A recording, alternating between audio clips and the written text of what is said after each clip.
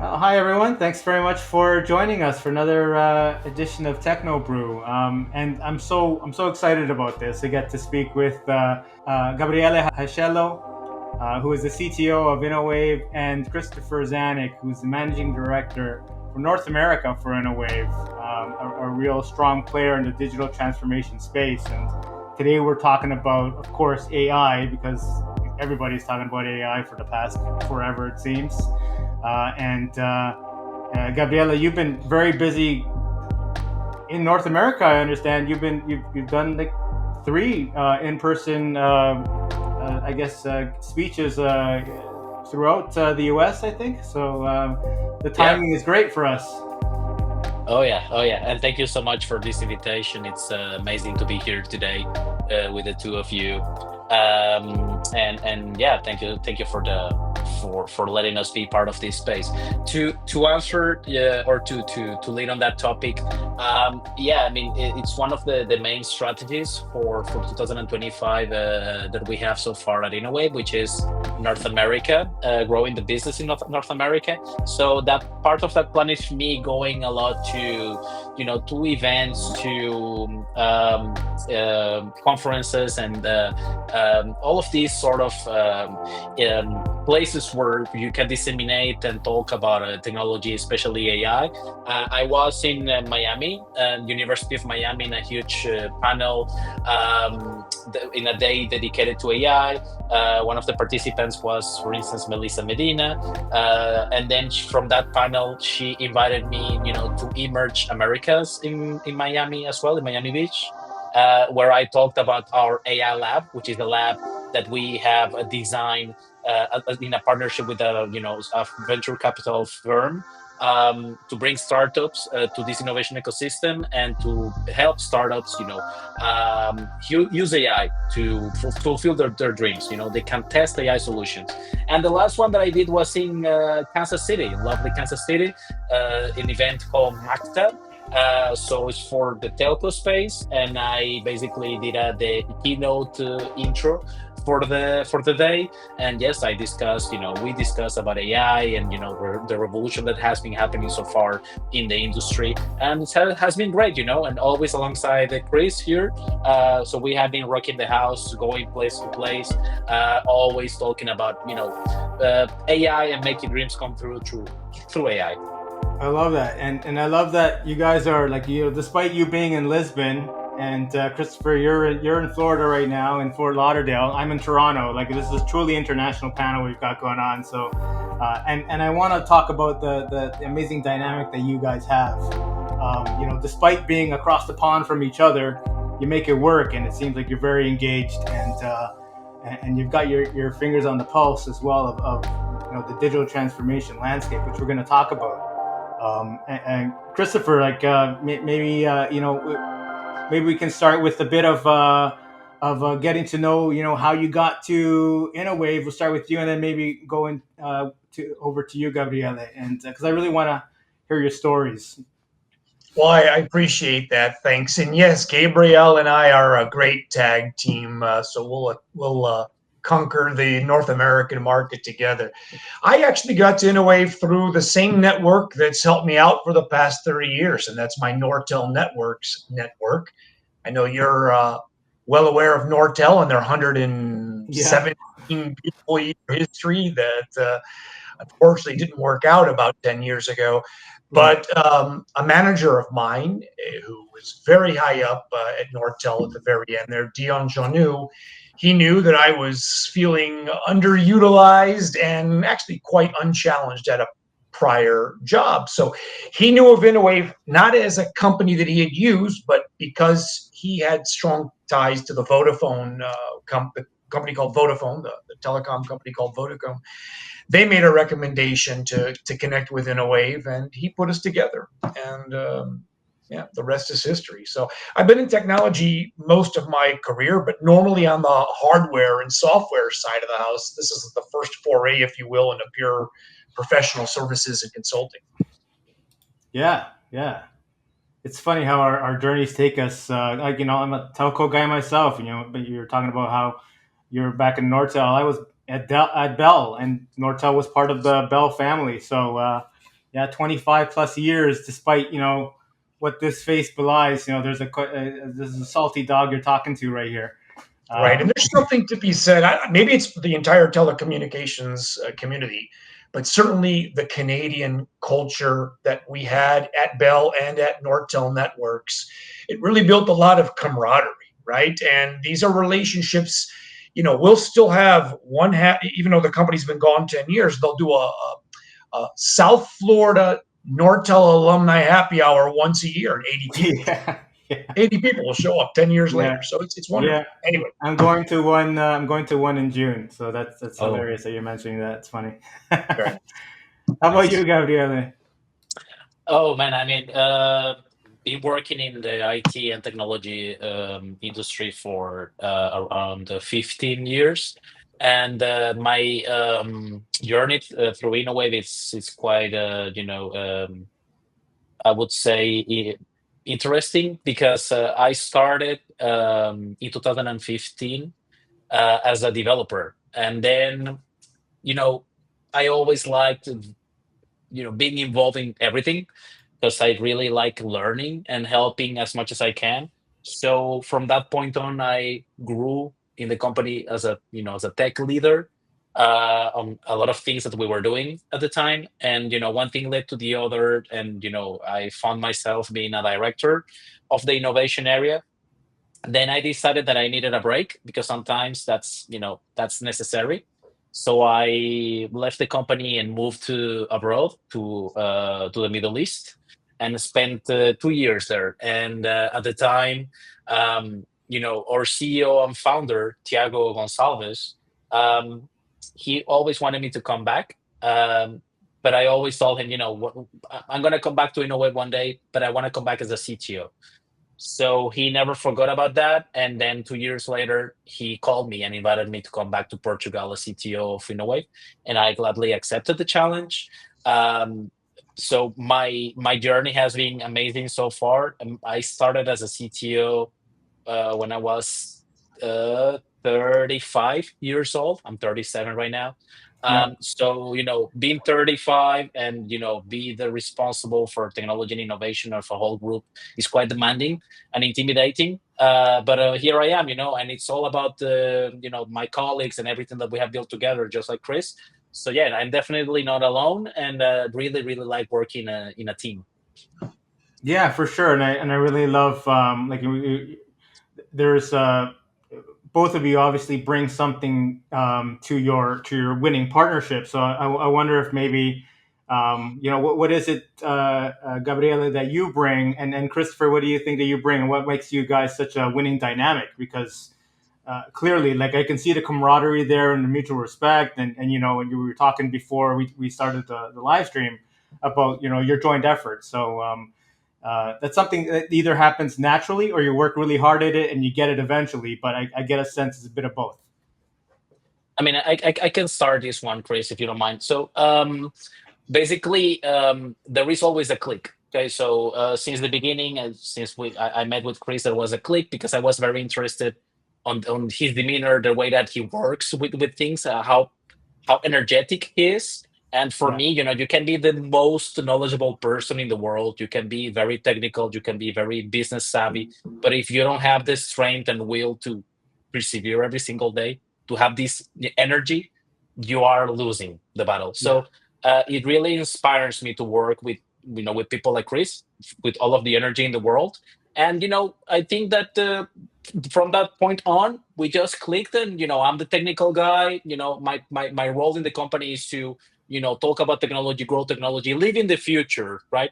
And living in the future means being able to know what is going to happen in 5 to 10 years, and so on and Yeah. so on in technology. And nowadays everything changes so fast, so it's difficult for me and for every other tech leader to be aware of everything that is changing around the world. But imagine someone like Chris, he's more of a business person, a business developer with a technical background, but it's more of a business developer. So he needs me. He needs me quite a lot to understand everything that is happening in the world. So this is how we work. I always, feed him with all of this data. He comes to me, he asks me, He wants to know. He's very curious. So I'm always feeding him with all of these new advancements and innovations around the world, especially in AI nowadays, data and AI. So that's how things work. And then when he needs me, I go. When I need him, he comes. And it's very natural. Yeah. Gabriel's the brains behind the operation, Carlos. It's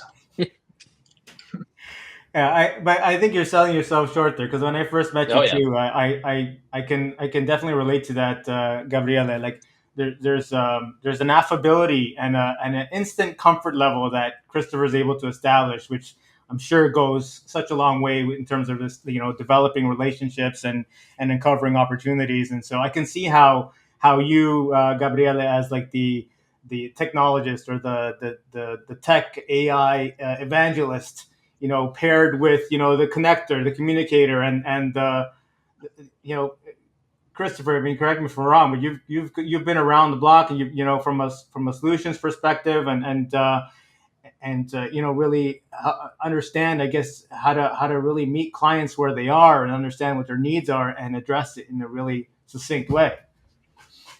Yeah, I like the way you said it, to meet clients where they are, Carlos, because in the almost 30 years I've been working, it's always been on the front end of the business, right? So it's always concern about what does the customer really need? What is the customer really saying? So whether it was Nortel Networks with 100,000 employees and like the 11th largest market cap in the world, or to a small company that I partially owned and ran here in South Florida with one employee and selling into the local market. At the end of the day, it's just always been putting my shoes in, putting my feet in their shoes to realize what is it they need to succeed. So always thinking about the needs of the person on the other side of the table, I guess, Carlos.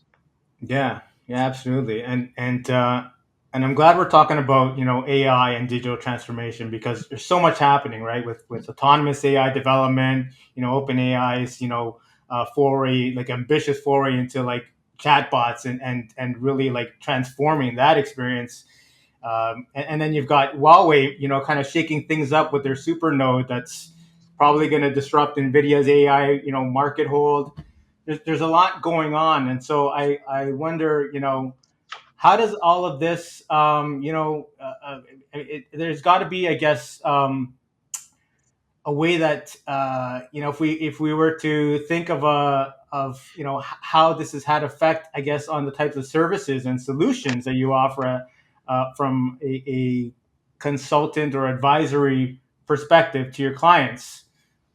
How do you keep up, and what's the ground for you? How do you ground yourself, and and sort of steady yourself so that you can pivot? Yeah, that's a very, very good question. So um, usually it's impossible or virtually impossible for us to know every single thing. Okay. Nobody's gonna know everything that is happening nowadays, especially because there is so much information. You can subscribe to so many podcasts or newsletters, or I'll read as many books as you like. Go to tech meme, go to everywhere. There is always news every single day, but a lot of these news are things that are happening as we speak, but that doesn't mean that they are mature. Okay. Usually, what we try to do is to solve problems, to solve headaches through innovation, through technology. And that means that we need to come up with a solution that is cutting edge, but at the same time has enough maturity so our customers are not left hanging with something that is not properly scalable and doesn't properly work. Okay. So we work a lot with partners, technology partners. We Yeah, partner a lot. We're official partners of Microsoft, of AWS, of Google, yeah, of Salesforce. We work with all of these giants that because we have such a good partnership. They also allow us to navigate into those waters of what is recommended, what is not recommended, what can be trusted or cannot be trusted. Okay. sure, um, and of course, being in the ecosystem and speaking with professionals all day, um, colleagues and even from other companies that are our competitors, we respect them so much. We share ideas because the world is very small at the end of the day. So having this discussion allows us to know what is the path that we need to follow to make our customers problems something of the past, to actually solve things. So at the end of the day, what we do is we listen and listen and listen, okay, to everyone. And that is how we can really, really properly define solutions to our customers. Okay, that is I think it's a high level answer from my side, but Sure. I really I don't want to go into much detail because there are so many things that I can talk about here. Of course. Yeah, absolutely. There's data analytics, customer experience, process automation. You're right. We could go on forever, and we don't have 24 hours for this conversation, do we?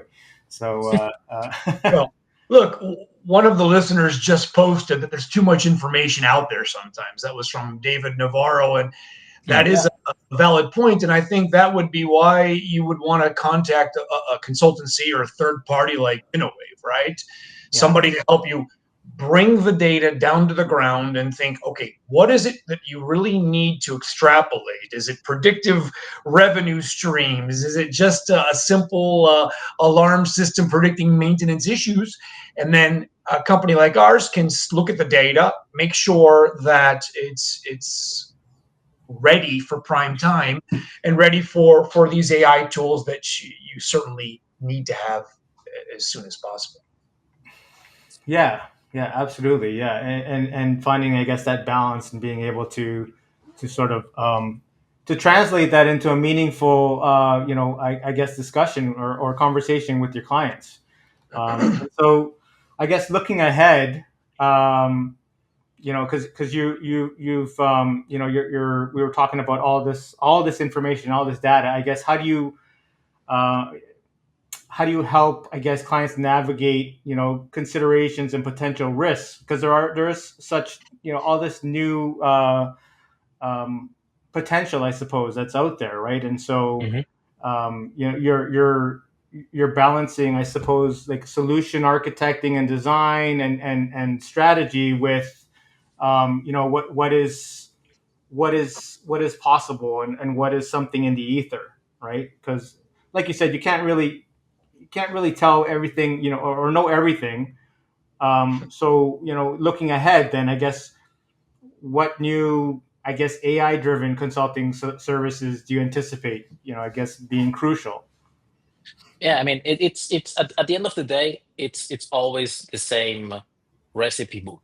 Okay, so we need to bring more intelligent solutions to our customers, more intelligent automation. Especially nowadays, you can hear a lot about agentic AI and how agents are going to Yeah, revolutionize the world, and they are already revolutionizing the world. Um, but at the end of the day, again, it's all about being scalable, having performance, high availability, security, and to things to be properly architected. So everything that we have built in the past, just before this AI boom, we will continue to build, but now on a more intelligent approach. Okay, so it's bringing what we have done in the past in the innovation and technology consulting space and making it more agile, more faster, more artisan, focusing on the real problems and not on the tedious tasks. Now we can use AI to enhance our services and really, really focus on the things that matter, where we need to put our head, when we really need to put our heads into. And it's what we're doing. Okay, it's what we're doing as we speak. It's what every single consulting firm needs to do as we speak. Be as AI driven as possible. And it starts from within, because you cannot do that, to offer something like this to your customers, to your clients, if you're not doing it with yourself. Okay. For instance, at InnoWave, we have a huge AI transformation plan where we're putting our every single unit of our company to be AI driven, from office to people and culture, finance to IT. Everything needs to be as much AI driven as possible. Okay. And then, of course, we can say that we walk the talk and bring these practices and learnings to our customers, to our clients. Okay. It's what we're doing pretty much right now. yeah. Christopher? I couldn't have said it better. I think what Gabriel said is right. Walk the talk. And we're using AI everywhere we can inside of our own organization. So we have great use cases when we sit down with a customer and they share with us their headaches. Yeah, thanks for saying that actually, because I was wondering like how have the integration efforts gone on your end in terms of like seeing the results of how AI has is influencing, I guess, the speed and agility with which you guys can respond to client needs, right? Kind of like Yeah. Because then it's like the horse, you're hearing it from the horse's mouth, right? No, I mean, there are so many low-hanging fruit use cases that we can talk about with customers that we implement internally. For instance, all of these tedious tasks of handling invoices, you know, Yeah, or handling POs from our customers, all of these files, that's a thing of the past because we have automated all of those things using AI. Okay, we can easily interpret what the documents have and properly define standard operating procedures for all of that processing to be done on the background without human assistance. There is always humans or there are always humans in the loop because for us it's very important for AI to be human centric, but at the same time we are delegating these tedious tasks, the very very nasty stuff, to the machine, okay, to the intelligent being that we can call an LLM nowadays, yeah, um, that make all of those decisions, to make all of those decisions. And that's one use case. The other one, which is also very low hanging fruit that our customers are very interested into, and we have applied internally, is virtual assistants, right? yeah, yeah, Doing basically reflection rate where all of our queries from our InnoWavers or employees come to our people and culture department. There is always someone that needs to be there answering the questions. We just place a virtual assistant to answer all of those questions about internal processes that the company has for them, all of the policies and things like that. So the same thing for IT. I mean, come on, IT is with me. My title is CTO, but at the end of it's CTIO. So because the entire IT department is with me, and we need to yeah, cater for our entire company. And again, there are so many tickets, so many people asking for things every single yeah, day, normal stuff. You can automate all of those things using AI. You can put a virtual assistant to answer questions, do all of those things, do all of those things. You know what this did? I didn't fire my staff.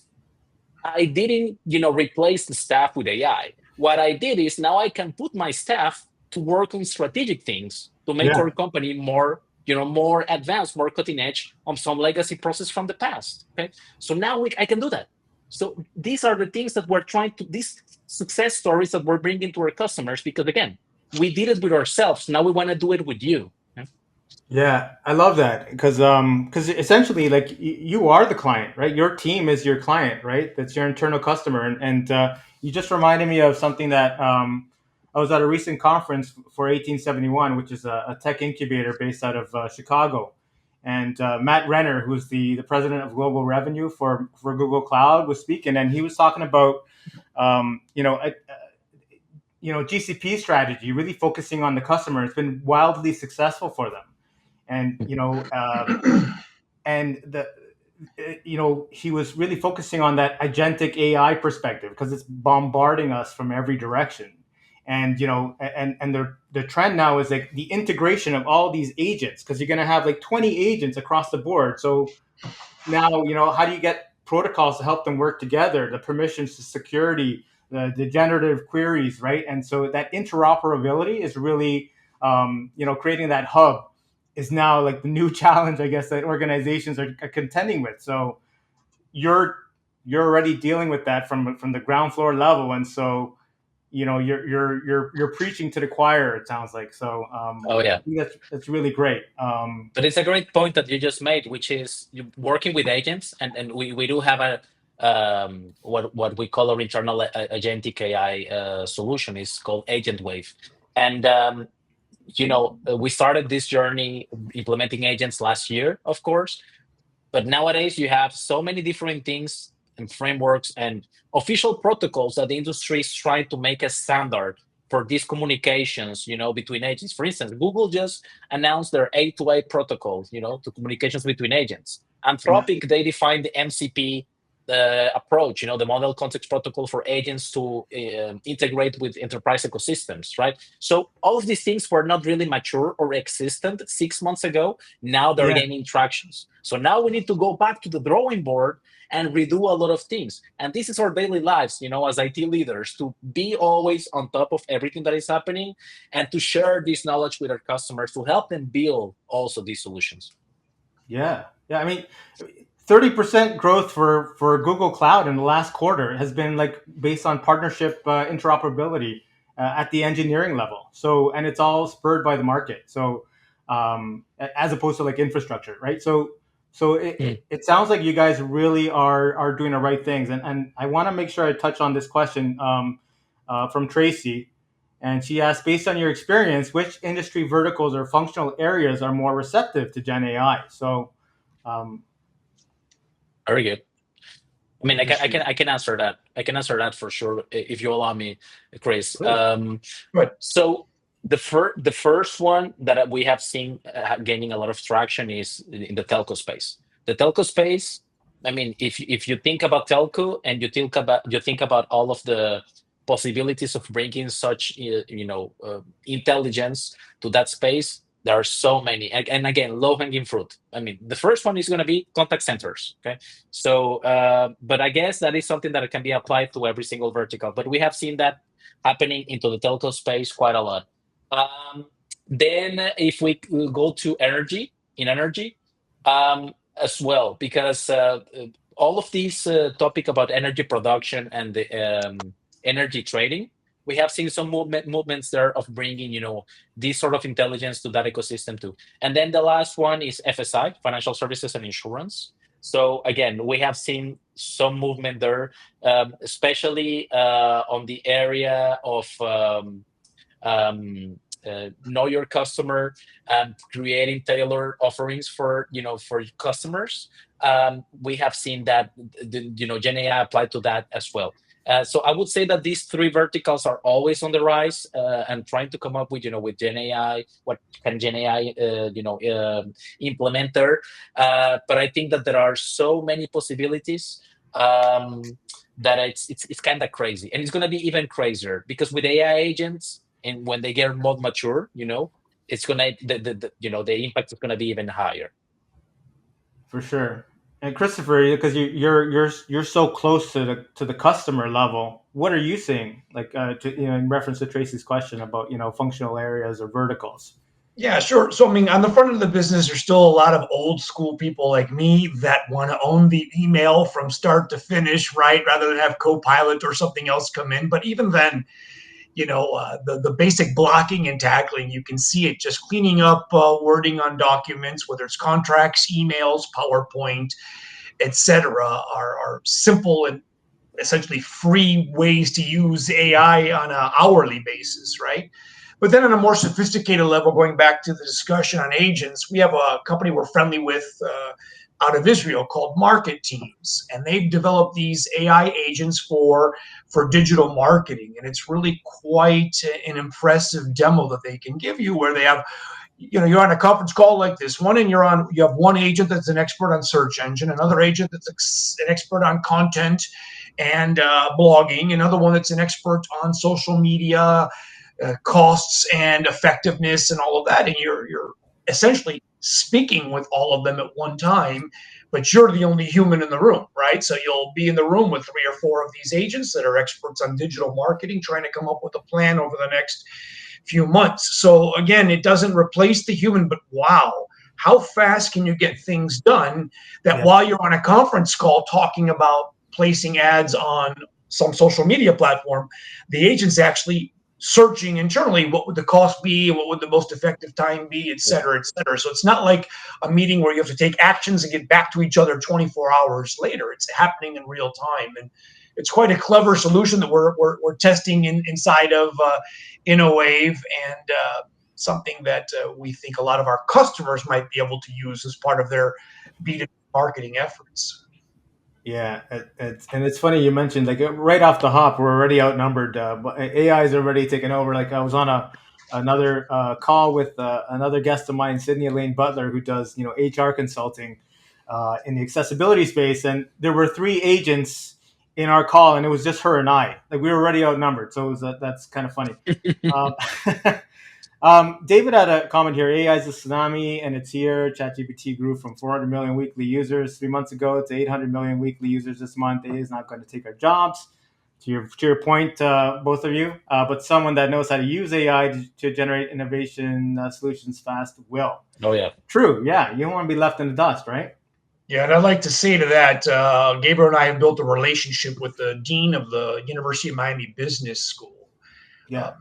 Dr. Paul Pavlo, and he is uh, a proponent of AI. He's a data scientist by nature, and he's bringing in AI to every level of the classroom, from teachers' aides to students' aides. And his famous expression is either you lean into and incorporate AI into your daily work, or you'll be replaced by someone who does that. So, Yeah. yeah. Yeah, I mean, it's I totally agree with David Navarro on that statement, and it's usually there is a cultural shock.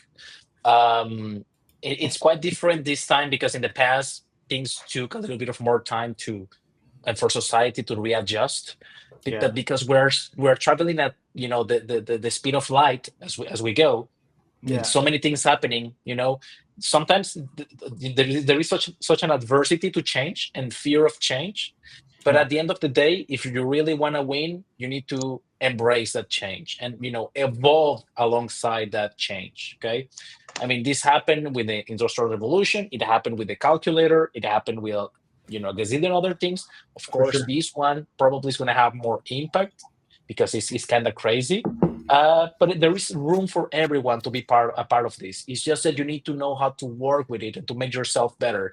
There is actually a very interesting book. It's not a new book, but I always quote this book. Is from Ethan Mollick. It's called Co-Intelligence. And basically, what he's saying is we need to be cyborgs. Okay. So at the end of the day, a cyborg is half a human, half machine. In this case, you're a human, but you're enhancing yourself through AI. So that's the simple answer. Enhance yourself with AI. That's going to take a little bit of adjusting from your side, sure, but it's going to be very, very positive for everyone in the long run. Yeah, no, I like that. You reminded me of a friend of mine who's also a guest, Troy Latter, who's the CTO of Unisys for Asia Pacific. We touched on that kind of like transhumanist kind of vibe there, where it's inevitable, right? And also like there's always like whenever there's this paradigm shift in technology, like we're seeing today, we're in the middle of. There's that initial like shock to the industry where jobs perhaps are displaced to a degree, but then they're replaced by new jobs, new opportunities that we can't even perceive or conceive of today because we don't even know that we're going to need them and that they're going to exist 5 years from now, 2 years from now, 10 years from now. So definitely, right, get on that wave, ride it, immerse yourself. I think is really, really important. If I could, I wanted to kind of like touch a little bit on, because you kind of touched about it, like navigating kind of like, I get, uh, I guess we're alluding to like navigating ethical considerations, potential risks associated with implementing AI powered solutions, and I'm thinking about, you know, uh, AI agents, emerging as a new threat to blockchain security. And Mhm. Christopher, you're going to be at a blockchain event, and I'm grateful that you're here with us instead. Thank you. But so how do you help clients navigate those considerations? Because you can't really ignore them Yeah, as much for as you sure. might want to, right? You want to take this one, Chris, or I can talk about this topic as You well. can talk about this topic all day. Go ahead, Gabriel. No, I mean, it's in Portuguese we have a say which is for situations like this, it's a sword with two ends, right? So basically, you can kill with the sword, but you can get killed as well by using it. So it's yeah, it's like a double-edged sword, I guess that's a proper way to say it in English. But at the end of the day, everything needs to be regulated. Okay, that's a very important point. Regulation. I'm very, let's say, provocative about this topic because I live in Europe and I work in tech, and sometimes it's very annoying to live here and work in tech because everything is so regulated. You want to innovate and you hit the walls all of the time. Um, but as you know, and usually um, there are good things and bad things about that.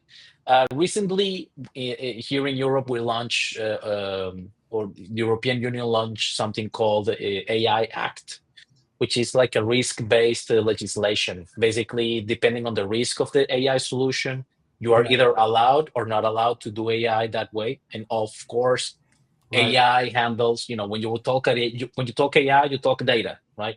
And data for us Europeans is like, very important, privacy and all of those things, just like the GDPR that we drafted many years ago.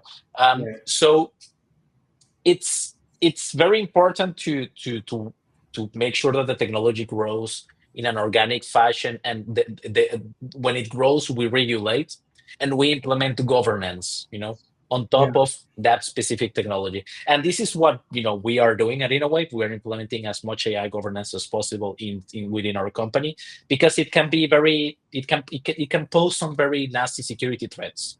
And it's not easy because you are trying to change the culture of a company, in the sense that, guys, use as much AI as you can.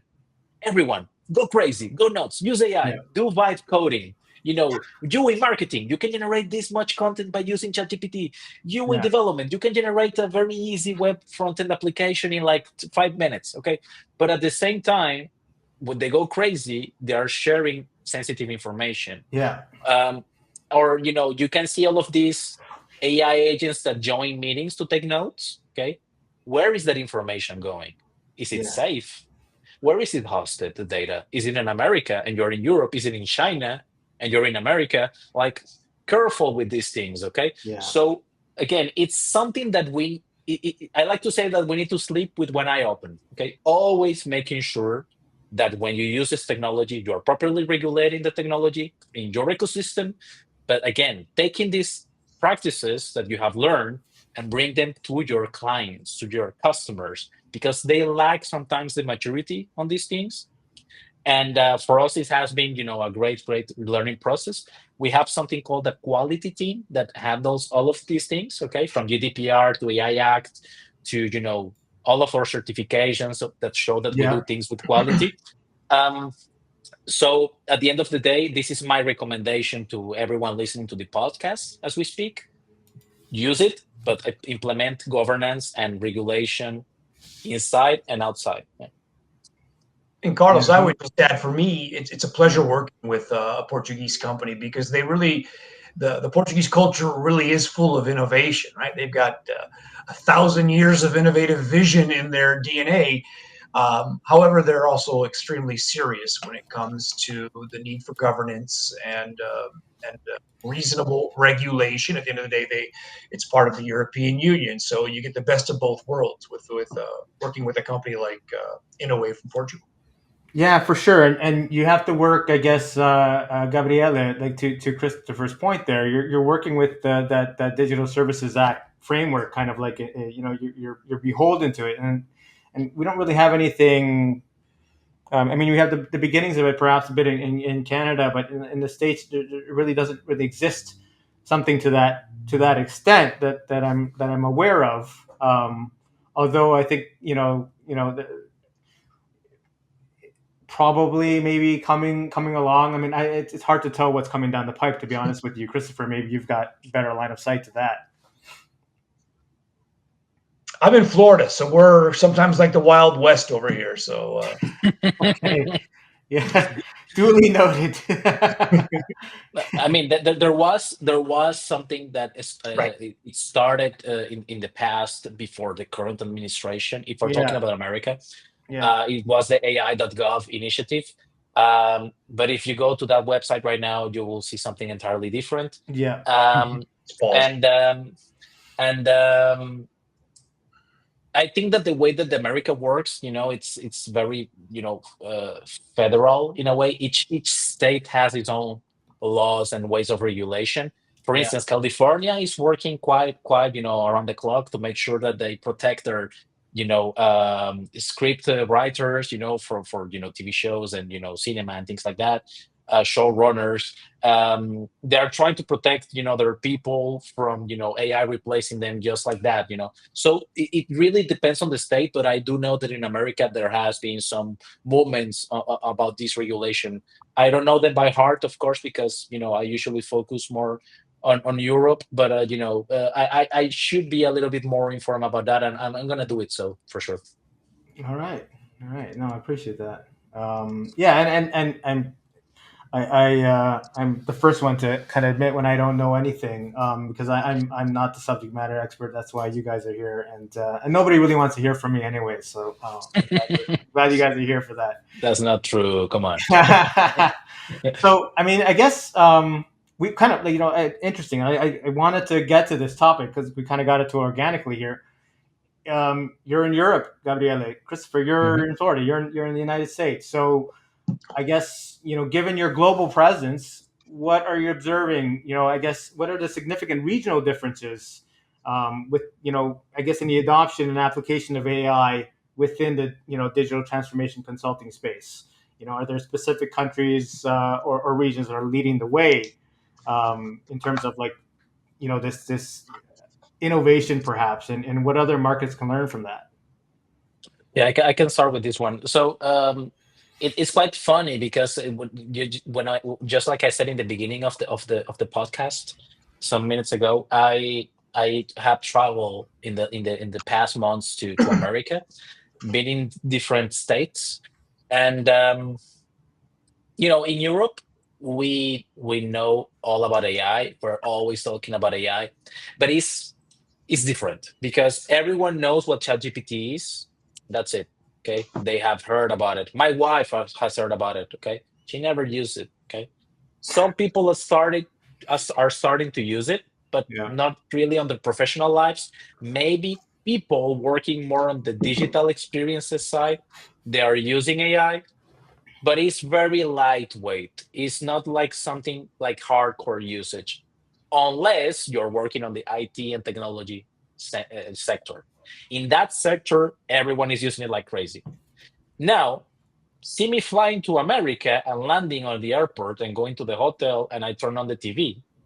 And one of the first things that I see is in like network television commercials about AI agents all the way from huge Hollywood actors, talking about AI agents. I'm like, what the hell is going on here? Because if I turn on the TV in Europe, you don't see anything like that. Okay. Right. You will see other commercials. Okay. But you won't see a commercial talking about AI agents, Yeah. especially from Hollywood superstars. Okay. Right. So the culture is different. In America, everything is so much like accelerated. Technology is here. We're going to do as much as we can with this technology and move Yeah. forward as fast as we can. And it's much more liberal. Like all companies, if they want to implement it, they implement it. They don't really like they care about regulation, but not as we do in Europe. They just do Sure. it. Okay, Yeah. just like Nike, they just do it. Yeah. So we Yeah. we we I see that contrast between the two places. There are Mhm. goods, there are bads on both sides. Okay, but Sure. usually Europe moves a little bit slower on that fashion. Yeah. It's the Wild West over here, like Christopher said. I meant that in a good way. Yeah, no, I take it too. I feel like I think you're right about that, Gabriele. Like I can totally agree. Like, it's almost like it's almost like the zeitgeist is like we're on par in terms of like the adoption curve, right? The general public in North America is acutely aware. Like I use AI every day. My wife, she's an educator, she's a professor at a college, and she uses it every day as well. And at first there was a bit of hesitance on her part because students were using it to do their homework and to submit reports and whatnot, but they were using it terribly, and it was so obvious they were using it. And so the faculty was like, "Well, this is nonsense. What do we got to stop this purge, this plague of AI." And then she had a shift because she was like, "Oh, wait a minute. If I use this responsibly and if I can help students use it responsibly and use it in a way that enables them to be better learners, then yeah, why not embrace it? So it was interesting to see her kind of mind shift about that happen, and now she's able to advocate and kind of like help others on the faculty that are still stuck in that antiquated, like, no, this is bad, this is cheating, see it in a different light, like, no, this is good for everyone, right? So but yeah, it takes those early adopters, doesn't it? And it takes, like, it takes the Gabrieles and the Christophers of the world to really help to get those that message through. What do you think, Christopher? No, I agree. And you were talking about education again, to mention the University of Miami's business school dean. He Yeah. foresees, like now, any moment now, where a final exam, you have 20 students in the room and they could have 20 completely different final exams. And that would be put together by the specific AI agent that each student would be given when they enroll in the beginning. And Right. why not, right? The purpose of the class is to make sure you understand the material and you're fluent in the material. You don't all have to have the same standardized exam. So you've got to lean into it. Like he says, either you learn how to incorporate AI into your job, or someone will replace you who knows how to incorporate AI into the job. So 100%. Yeah, 100%. I want to be mindful of the time here. We've got like maybe a little bit under 13 minutes left, and such a great topic. I feel like we're on a really good roll here. So I did want to kind of shift gears a little bit. I want to talk about how AI has influenced, I guess, maybe your strategies, Gabriele and Christopher, when you're building out your team here in North America, for hiring and talent. Like, what has it meant for you? What do you Has it changed? Like, when you're looking at the skill set and competencies of the people that you're bringing on, like, and I ask this from like a personal interest perspective, because I'm in the field, and I'm sure people also maybe wanting to break into the digital transformation consulting space will want to know, what do I need to be attractive to Christopher and Gabriele, for opportunities in the future. Yeah, it's a very good point. So when we talk about AI, we can talk about many, many disciplines within the AI space. Okay. Of course, nowadays, any professional that to work on the IT, sector on the technology side of things, he it's always important that he knows what we're talking about when we talk about Gen AI, LLMs, frontier models, you know, AI agents, all of these things, which are sort of a revolution in the last years in the tech world. They need to know what it is and at least have worked with it. But there are so many other aspects that are still very relevant on any CV, on any professional that wants to work with AI. Let's basically put it like this: working with LLMs or working, with generative AI, we're talking about the non-deterministic behavior. Okay, you are not gonna put an LLM to basically control an airplane nowadays. That's crazy. Okay, so if you want to talk about critical systems, if you want to talk about reliability, you need to go back to the traditional stuff. Working with traditional machine learning, deep learning, all of these predictive analytics models. Back to the basis, okay, back to the basics. And when we look for professionals to work on the AI space, it's not only about that sort of field of LLMs and Gen AI. They need to know a lot about math, statistics, things like that are very, very important to us. Okay, so at the end of the day, it's a data science practice that we're looking for. But again, now needs to be complemented with these new practices, these new approaches of working, with generative AI and LLMs.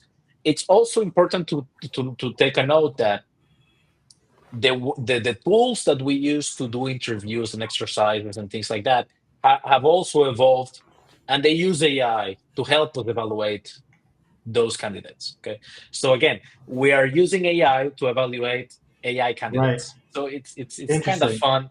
But yeah, we added a new tool to our talent acquisition tooling pool to help us with the interview process and the exercise, and to Right. even even understand the behavior, the demeanor of of a candidate. And again, we use AI for those things, not for everything. There's always humans in the loop, always humans in the loop. But again, we are getting reports from an intelligent component that fits our report with more details automatically. That's interesting. So, are you talking about like non-verbal communication? Like you're trying to like maybe are you trying to determine if someone because there's a lot of like fraud happening in terms of application, candidates that are they basically have somebody else that is maybe across the world that is doing a technical evaluation for them Yep. or talking on their behalf. Is Yep. that what you mean when you talk about those like non-verbal communication tools? Yes, I mean you have tools. They have existed quite some time now, but now they're getting better and more intelligence because of this revolution of AI and Gen Yeah, AI, and we can easily control if they're doing a test and they go to the outside to check for information, or we can check their demeanor if they are nervous, if they're sure. confident. It's reading body language and things like that. Yeah, But again, it's always in a way that we do it in a controlled fashion, because again, sure. Europe is very strict about these Yeah, things. yeah, So we never store this information. We never use it for other yeah. purposes. It's only for us to understand if the candidate was, you know, more prepared for the exercise that we wanted him or her to solve.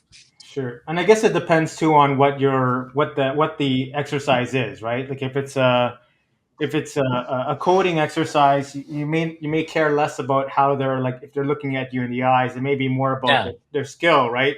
But for Christopher, for you, like because you're presumably you'd be hiring like solution architects, perhaps working with clients in the U.S. and maybe some BDRs or account executives on to help you. Sure. It's all about the engagement and the behavior, isn't it? Alongside the technical Yeah, that's know-how as right. In well, right? fact, yeah, at the Metro Connect event, Gabriel and I met with the head of one of the larger recruiting companies here in the U.S. And as you said, they've already started implementing that sort of AI interview process, whereby that first interview is with an agent, and they're looking at everything from your mannerisms to your tone, and of course, whether or not you're looking down or looking nervous or looking Sure. uncomfortable.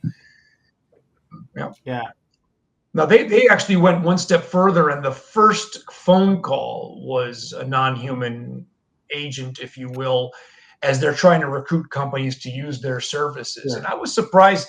I mean, it was too soon to say whether that was going to be Yeah. successful for them or not, because they had just recently Yeah. implemented it. But I could see many people, especially the older generation, being turned off by getting a first phone call by a non-human agent. Yeah. We'll see how that works over time.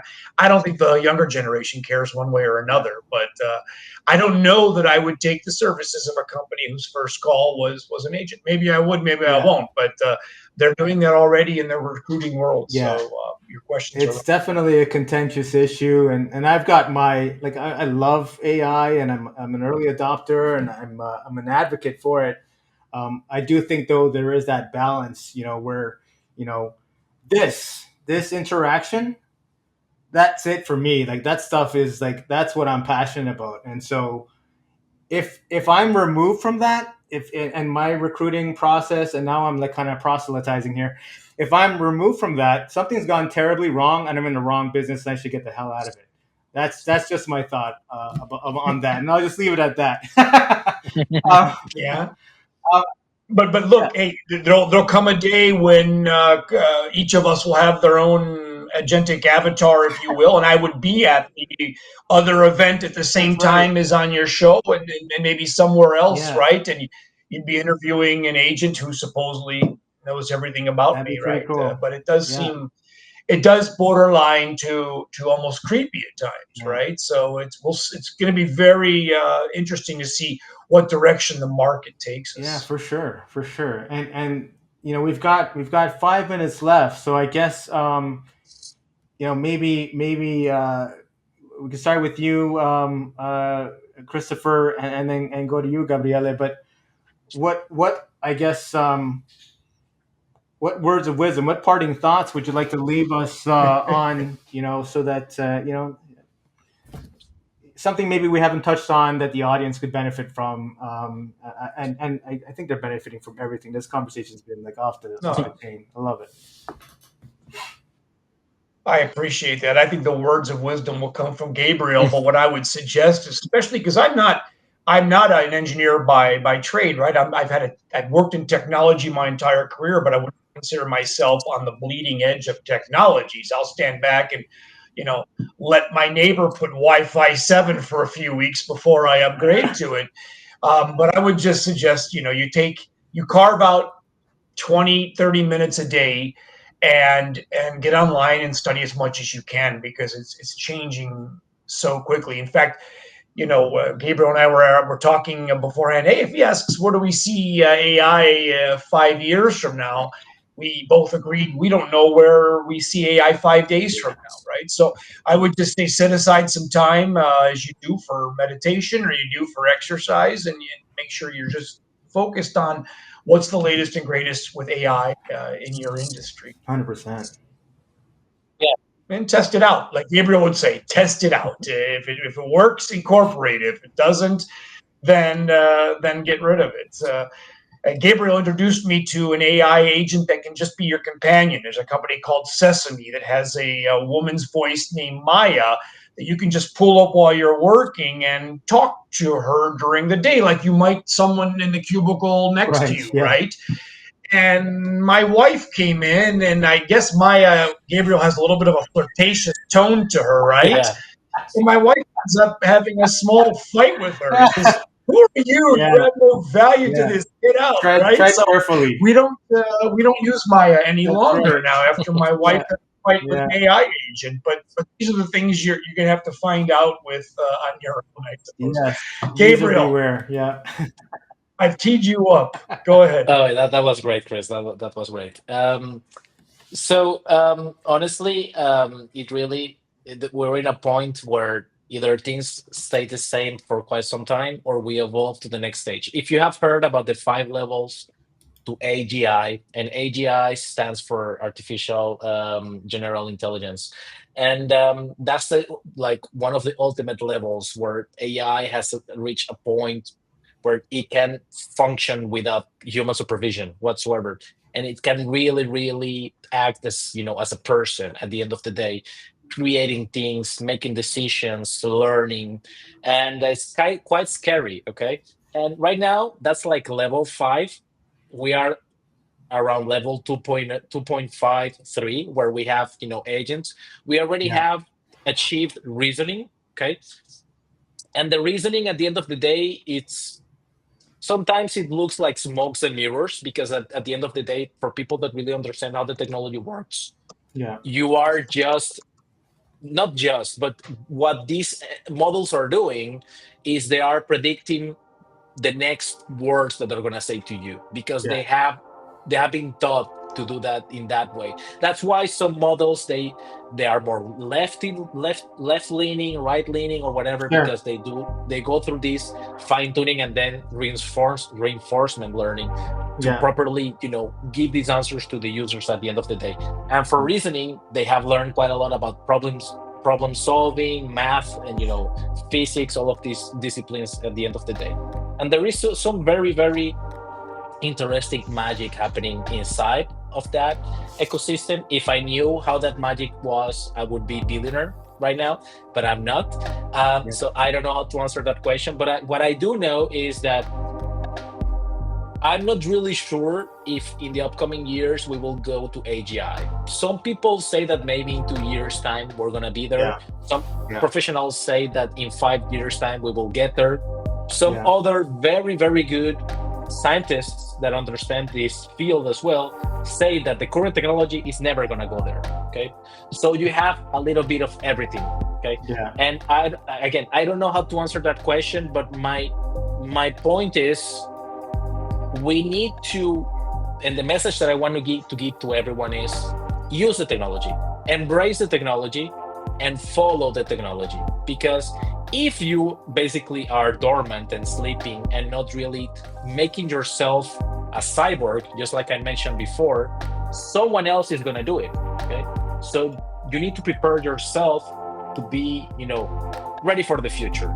And the future is all about AI. That's a given. That's a given. It doesn't really matter if it's AGI or not. It's going to be about AI. Okay, so learn, change your culture, and for CTOs, CIOs, and directors, culture is everything. Bring these topics to your company inside. Make a revolution. Make them use the technology. Tell them that the technology is safe to use as long as you regulate it and you have governance. But don't be afraid of it. Okay, use it because it's gonna make the world a better place if we use it the correct way. Yeah, I love that, and I totally agree with culture being everything. I mean, that's where it starts and ends, I think, and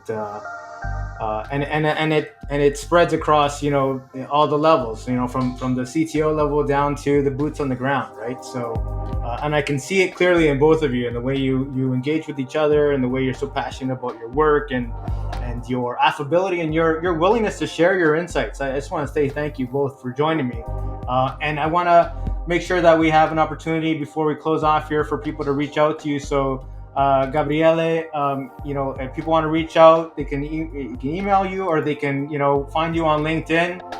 And same thing, Christopher, with you. Information to I guess contact you, and InnoWave. That's the organization.